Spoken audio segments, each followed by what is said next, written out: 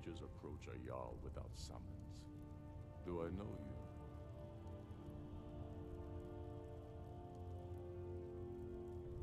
you? Is that so? Yes. You were with us at Helgen. Destined for the chopping block, if I'm not mistaken.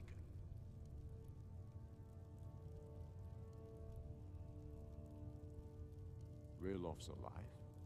I hope that's true. He's a damn good man, but he hasn't returned yet. So I'll need to wait for his account. For now, speak with Galmar. I'm always looking for able fighters. Not everyone can say they made it out of Helgen. Seems we're all branded villains these days. So long as your criminal past stays in the past, and you fight for me with honor and integrity, we'll welcome you into our ranks. But in the meantime... What's up, ladies and gentlemen? Rockscar12 back with another Skyrim walkthrough. So as you can just see there before, I am doing the, what's it called? The rebellion thing, and I'm joining it, so I didn't want to kind of interrupt the king's speech because, I don't know, it might be a bit more important than this. But recap of where I've been lately. The only reason why I haven't been posting some episodes recently was because I've been in Florida and Christmas was there, and you know, I had to spend time with my family, so I couldn't get any videos out, so I'm sorry for that. But you know, I'm back and I can make videos now, so I'm gonna start doing that. And yeah, might be a bit rusty. My voice might not be as tuned as it should be because I haven't done this in quite a long time. It's been like a month or so. So yeah, pretty much he's telling us that we have to go kill something really hard to beat, and it ends up not being so hard as I thought it would be. But you know, if I would have like attacked it like from the front and stuff, I would have died. So I found this little nice glitch trick that you can do if you're like a low level, that you can beat this thing fairly easy. So as soon as you get the quest from this guy, you know, he's telling you that you're probably gonna die. So just because you survived Helgen, and you know, if everyone else had to do this, they'd probably only have 1 or 2 guys. So yeah, you're a pretty special dude. I don't even know why they're still, like, supposedly since I'm a foreigner and stuff, I don't just have to join. I have to like prove myself worthy. So, and this place I have to kill the ice wraith is like in some forgotten land, which I could have just went to that ice mountain or throw the world place and went up it and killed one, but I have to go all the way to this top corner area. I'm trying to look for it, but I don't have the thing selected, so I'm just like, where is it? But yeah, it's up near Winterhold, I believe. Yeah, I have to make that a quest and stuff. There we go. I have too many quests on at once. But right here, yeah, it's up in this top hand corner where no one really cares about and probably never go. But there is like one of those little sigil zones or things, but I end up cutting it off right there because all I do after that is explore Winterhold. And yeah, other parts were me waiting because like my dad wanted me to help him with something, so nothing really happened. I pretty much just explored Winterhold, went to the house, and tried to look for a horse person, which he was actually outside. I hope someday we'll get to know each other better. Here I am. I didn't have enough money last time, but that's your now I best have $1,000 and I can get a horse. She's the one with the saddle. That's always nice to know, or have at least. Especially when you're traveling this large world. Even it can like somewhat protect you, but you know, I wouldn't bet my money on it. I mean, it can like kill a wolf, but that's pretty much it. maybe a crab, yeah. But not one of those like ice bowl things. Those things will like eat it apart. But right here, yet again, I kind of cut it short just because I had to go do something. So, and it was just me like running around with my horse, just doing shenanigans and such. Need a ride? So, where do you want to go? sorry for cutting it like so many times, but I just had to have to do it because like you're just gonna be staring at my screen waiting for around 30 minutes for me to actually move, so I don't think you guys want to watch that. It's kind of boring and it'd be hard to commentate over, especially because there's nothing really to like talk about. So I always like these what's it called, these like little things in the bottom bottom left hand corner, right hand corner, the bottom right hand corner on the loading screen. It kind of just like tells you the history and such of Skyrim and all that good stuff. It's like, if you guys know medieval Total War and Rome Total War and all those things, it has similar things on the loading screen, and I really do enjoy those because like some of them are cool quotes and such. So I don't know, I enjoy reading those as well as like the eye-appealing statues or figures and models or whatever you want to call it. But when I was coming over here, I didn't know that there was this gonna be this humongous like drop off. I mean, bam, I have to go all the way down there. You're joking, right? So like I'm trying to like barely inch my horse off because horses die extremely fast, or your horse dies extremely fast in this game. Like I went off like this 5-foot cliff and it died.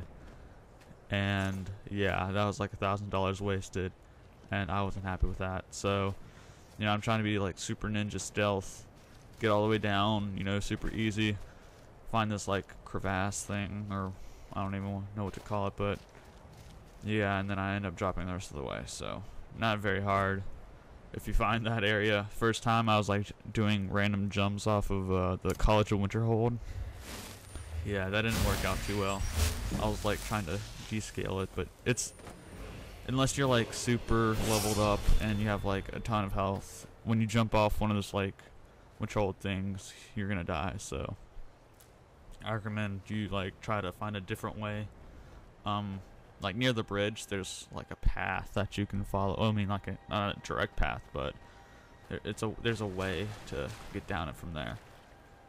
So, and then you have these super freaking hard like wolves. I thought that like these things were gonna die like in a few hits of my sword, and then things, no, these things will tear you up. I mean, it takes forever, and they hurt, and yeah, they're not easy to kill. So I end up using this kind of like, I wouldn't say cheap, but I'm using a trick that helps, especially if you're in situations like this where you just heal and you shoot them at the same time.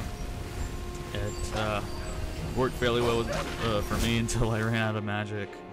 So here we go again. You know, I'm just constantly going to my menu screen trying to like get what I need to get. Unfortunately enough, like they're all both low health, so I can end up just cleaning them up like this. So, and really their pelts aren't that great. I see this guy, one over here, I'm like, oh my goodness, but I think it's almost dead. If I'm sure, I don't take any chances. Just heal up real quick, and it really only took me one hit, so I kind of wasted a potion there, which I wish I had more potions, especially in like more dire situations, because like there's gonna be like skeletons or super hard skeletons and zombies and drug eater and all that good stuff that I'm gonna have to be fighting later, who can pretty much kill me with one hit. And yeah, I'm gonna be definitely needing those potions like instantaneously, because pretty much your allies or whatever, they don't stand a chance. It always comes down to you killing the final boss. So I wouldn't really rely upon the companion or whatever you have unless he has like some super awesome cool weapon. And then you come across this cool looking shipwreck. I would have never found this if it wasn't for this like Ice Wraith quest. I mean, maybe in the future if I had nothing else to do. But then, like, I'm so glad that these guys die so much faster, because it only takes like, I don't know, 3 seconds to kill these guys with just dual wielding firepower, flames, whatever.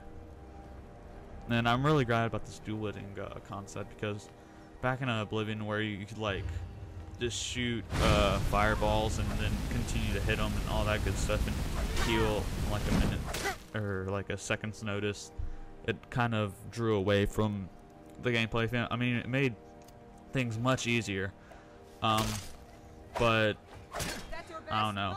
I'm just glad you can just be solely a mage instead of having to be like, well, I guess you could like go like no hands if you wanted to be a mage in Oblivion, but you know, you just don't. It wouldn't be the smartest move. Then I find this sweet Orcish war axe. I'm like, yes, because like, of course, Orcish is better than steel. So I'm like, yes, I've just looted the jackpot of all goodness, which really isn't that big compared to my friends or my friend's account, who has it on my Xbox, who found an Orcish sword like the first day. As soon as he came out of the tutorial, he went to some cave and found an Orcish sword. Orcish, I cannot say that word. Anyway, yeah, he found one of those, and yeah. So this looks pretty cool, but I don't know. I think I don't really want. I really do like the sword and axe combo. But, and then here comes Lydia. I don't even know how she found me. You'd think like she'd die from that humongous cliff just like randomly running off. That's what like happened in Oblivion. Your companions would just like, if you were near an edge, they would just run off the edge and get themselves killed or knocked unconscious back then. So that kind of was an annoying feature. Fortunately, they have the brains to stop. So thank Bethesda for that. So just kind of exploring this icy wasteland per se, saving because thank goodness they do not have what's it called, like water creatures that can kill you, water monsters, whatever. I was like really tempted. I was like, there's gonna be something that comes out and eats me if I go in the water. So I like go down, making sure there's nothing that's gonna eat me, and just like frantically trying to get to a thing, and it's like, yes, I'm not dead. Because I remember like in Jak and Daxter, or one of those games, like if you went into the water and you went in there for like too long, or if you went into a wrong spot, you get like suddenly eaten by this humongous fish or shark, whatever. So I was kind of more cautious back then, and kind of cautious right now, because I'm just like, if they do not have a water monster in here, then you know God is looking down upon me and saying, you are doing something right. So thank goodness there isn't water monsters or water animals that can kill you. But unfortunately this video is coming to an end, so please rate, comment, and subscribe for more. Yeah, enjoy.